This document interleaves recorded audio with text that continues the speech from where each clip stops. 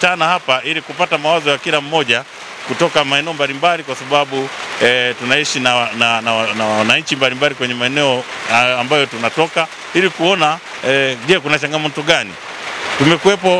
Kumekuwepo na mazungumzo mengi au habari mbalimbali kwenye mitandao kwamba watu wasitoke kwa ajili ya kwenda kupiga kura. Sasa sisi jeshi la polisi tumesema hapana.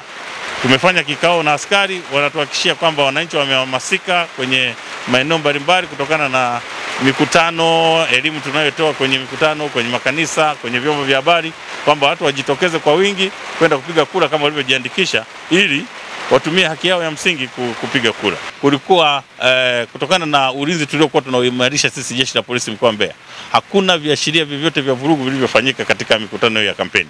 Hilo nalo ni jambo la kushukuru sana askari, ndio maana nikasema leo tuweze kuwashukuru askari kwa namna hiyo, jinsi ambavyo wamesimamia kampeni. Na sasa tunaenda kuhitimisha kampeni tarehe 28, ambapo sasa kila mgombea atahitimisha kwa nafasi yake kila maeneo, na kwenyewe tutaenda kuhakikisha kwamba tunasimamia hizo kampeni za mwisho kabisa, ili tuingie kwenye siku ya kupiga kura. Au kupiga kura sio vurugu na wala sio sehemu ya kufanya mambo ya uvunjifu wa amani. Tunaamini kabisa kwamba kwa jinsi ambavyo tumetoa elimu na kwa jinsi ambavyo tumewaelimisha wananchi kutokuingia kwenye vurugu, na kwa jinsi ambavyo tumemwambia watu waachane na matamko au matamshi ambayo yanatolewa kwenye vyombo vya habari kutishia kwamba watu msitoke, msiende kuchagua, mtafanywa 1 2 3, yale matendo yote ya kiuhalifu, sisi jeshi la polisi tumejipanga kuyakabili kabla hayajatokea, ili wananchi wasiweze kudhurika au kupata tatizo lolote kwa kipindi hiki cha kuelekea kupiga kura. Na